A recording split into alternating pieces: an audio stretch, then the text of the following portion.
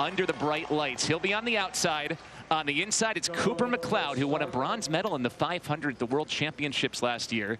McLeod's still only 24 years old. He missed the Olympic team in Beijing by 0.05 of a second. Ready. Bill, we got to talk about the psychology of this race. You alluded to the importance of this race. One of these guys is likely, and perhaps both of them, but these guys are competitors and likely to earn a spot on the Olympic team if they skate their best. Look at Cooper McLeod opening extremely quickly there.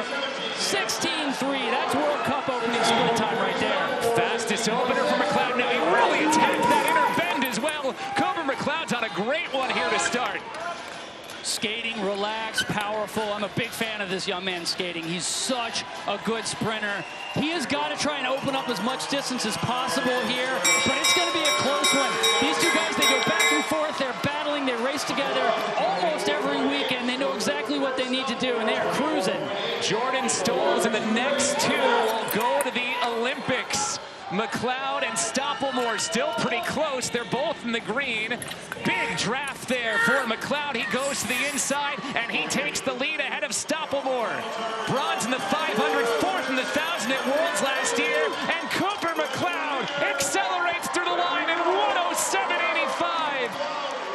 He can taste his first Olympic team now. Oh my goodness, what a race. In the inner, that means he got to chase on the start, but he got this. This is the last lap of the 1,000. When you are starting to fatigue, every 10th of a second matters. What a draft. He drifts all the way out on Stoppelmoor, and he gets sucked into that corner. That's like when you're pulling up in a NASCAR, and you get right on their bumper, and you shoot down in. Fantastic race. Race 16, inside lane from Kewaskum, Wisconsin. 21-year-old from Kewaskum, Wisconsin, the world record holder in this event. Undefeated on the World Cup this season, 6-time world champion, gold medal favorite across 4 different distances. He has done it all, and he's still only 21. On the outside, it's the 26-year-old Conor McDermott-Mostowy, who has been close to Olympic teams in the past. He's looking to make his first Olympic team.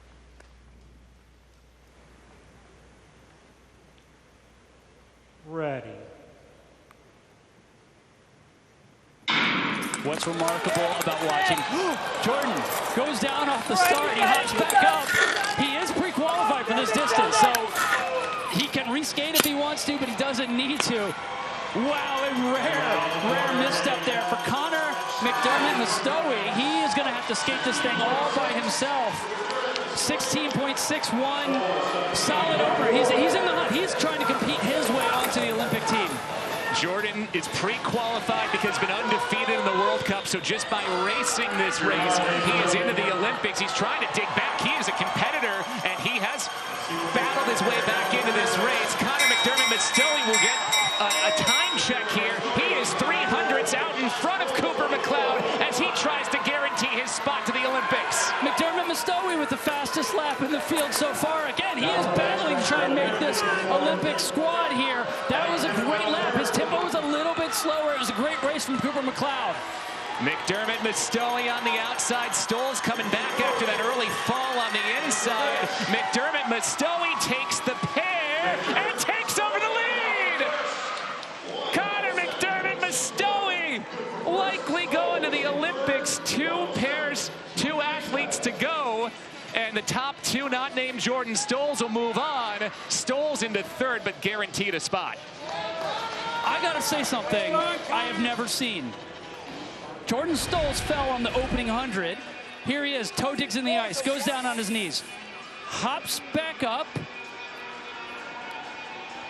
His family looking on.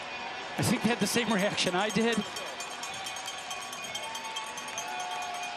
And McDermott-Mostowy moves in the lead.